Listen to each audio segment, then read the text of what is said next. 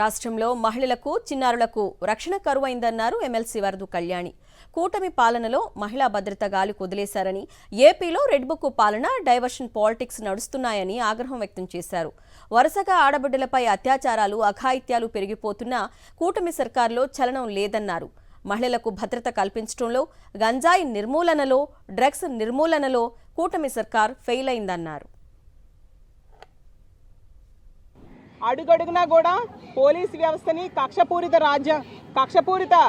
రాజకీయాలు చేయడం కోసం, రెడ్ బుక్ రాజ్యాంగం అమలు చేయడం కోసం ప్రతిపక్ష పార్టీ నేతల్ని అక్రమ అరెస్టులు, అక్రమ కేసులు పెట్టడం మీద ఉపయోగిస్తుంది తప్ప మహిళల రక్షణ కోసం ఏమాత్రం ఉపయోగించిన పరిస్థితి మనం చూస్తూ ఉన్నాం. ఎంత దారుణమైన సంఘటనలు ఈ రాష్ట్రంలో జరుగుతూ ఉన్నాయి. మొన్ననే అనంతపురంలో చూసాం, సత్యసాయి జిల్లాలో రాప్తాడు నియోజకవర్గం రామగిరి మండలంలో మనం చూసాం.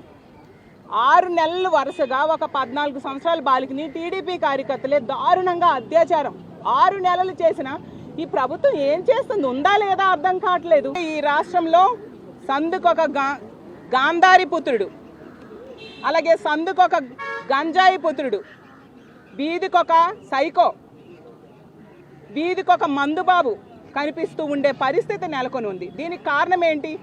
ముఖ్యమంత్రి గారు, డిప్యూటీ సీఎం గారు, హోమ్ మినిస్టర్ గారు, ఈ ప్రభుత్వమే వైఫల్యం చెందింది వీటన్నిటిని అరికట్టడంలో. మహిళల మీద జరుగుతున్న అఘాయిత్యాలను అరికట్టడంలో వైఫల్యం చెంది దాన్ని డైవర్ట్ చేయడానికి ఎంతసేపు డైవర్షన్ పాలిటిక్సే.